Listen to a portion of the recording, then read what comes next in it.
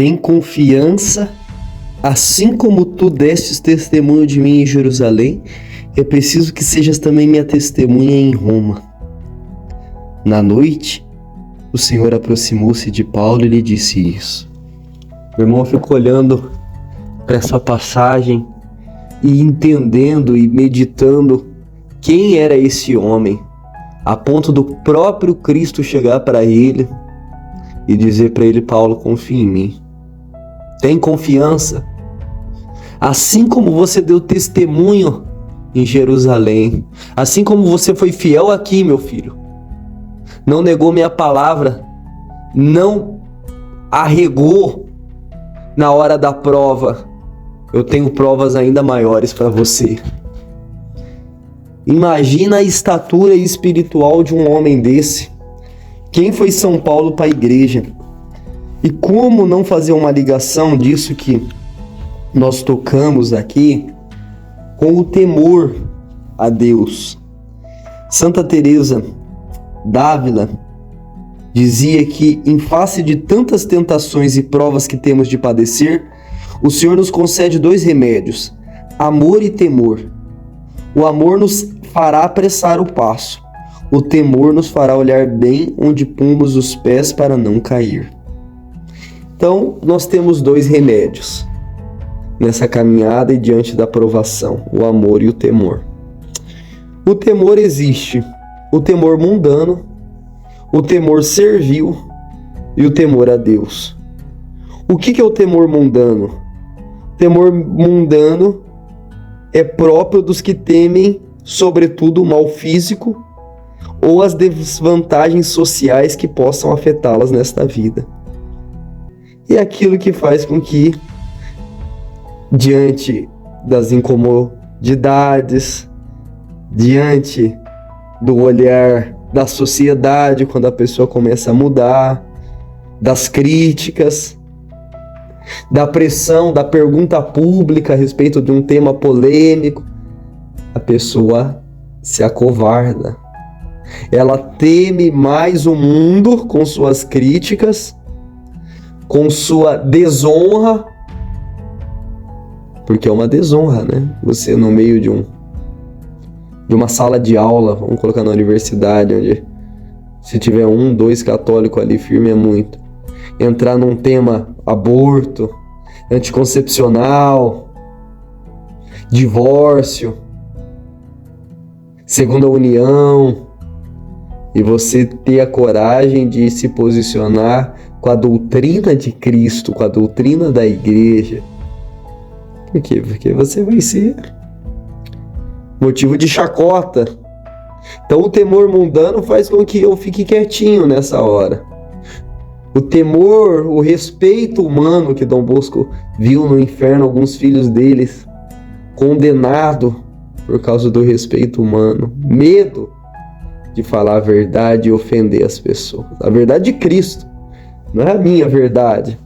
Minha verdade pouco importa, mas céus e terras passarão, a minha palavra não passará, diz nosso Senhor. Então o temor mundano nos leva à infidelidade. Depois tem o temor servil. O que é o temor servil? É aquilo que afasta do pecado por medo às penas do inferno, ou por outro motivo interesseiro de ordem espiritual.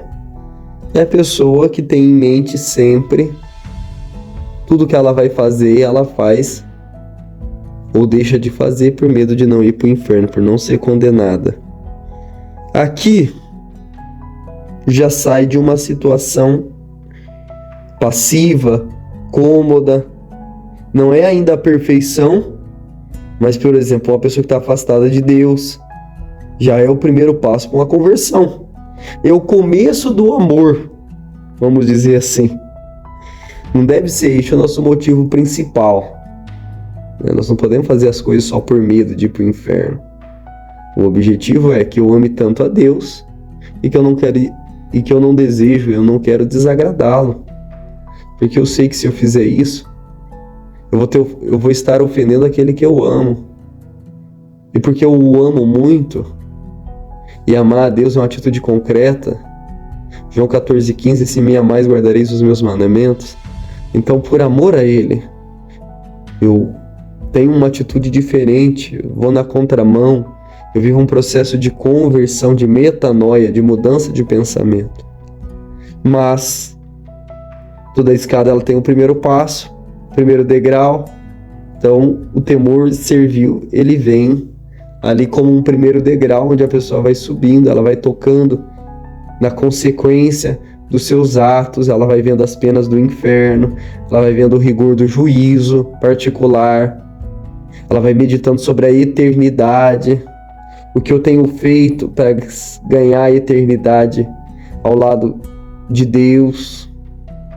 Eu tenho merecido passar a eternidade no inferno. Vai fazendo esses questionamentos, vai ganhando força para sair de uma situação terrível de ofensa a Deus.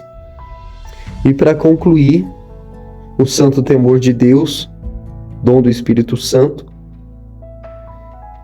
é aquilo que pousou na alma, né, de Jesus, de Nossa Senhora, dos santos, e é o que permanece para sempre no céu, e que leva os bem-aventurados a prestar um louvor contínuo à Santíssima Trindade, juntamente com os anjos.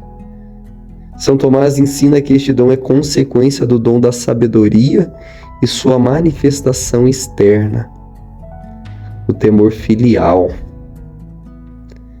É o que eu falava, né?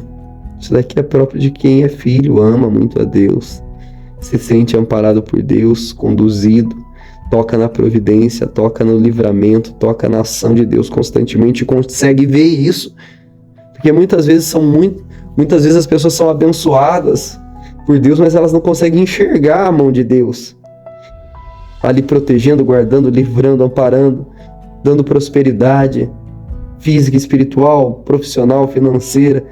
A pessoa é cega a esse amparo de Deus. Ela é cega, ela não consegue devolver a gratidão de um Deus que tudo faz. E ao mesmo tempo tem em mente o nada que ela é. Você olha para a vida dos santos, você vai perceber o quanto eles reconheciam o seu nada. Você pega um São José Maria Escrivá, por exemplo, que tinha continuamente essa fala, né? Não valho nada, não tenho nada, não posso nada, não sei nada, não sou nada. Nada.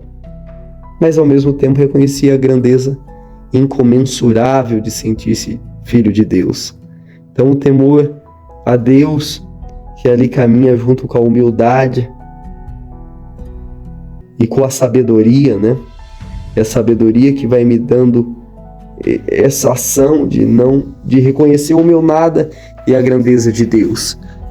E aí, para finalizar e para fechar essa meditação, você pega aquilo que a primeira leitura traz hoje, o próprio Deus chegando para ele, dizendo: tem confiança, filho.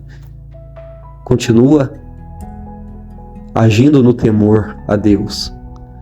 Tem confiança. E o temor a Deus é ter confiança nele. A pergunta é: você tem confiado em Deus? Até que ponto você tem confiado em Deus?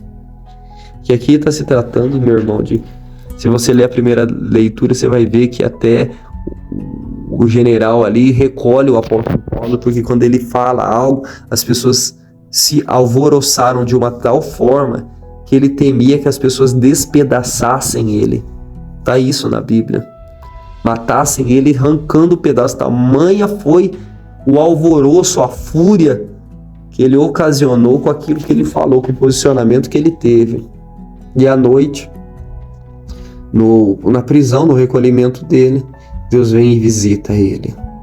Aqui a hora a gente também pode fazer essa assimilação ao homem, a mulher que se retira, né, que se esconde, que está preso numa cela, como os monges têm as suas celas de oração, nessa cela que é o lugar do encontro com Deus, o quarto fechado, a busca do secreto, da intimidade com Deus, do silêncio com Deus, onde Deus vem e dá ao homem a sua palavra, E quando você ouve Deus falando, meu irmão, a voz dele é inconfundível.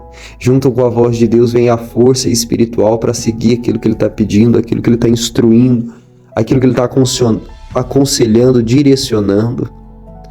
Então, não podemos temer aqueles que podem tirar a nossa vida humana, mas não podem tocar na nossa alma, como diz nosso Senhor.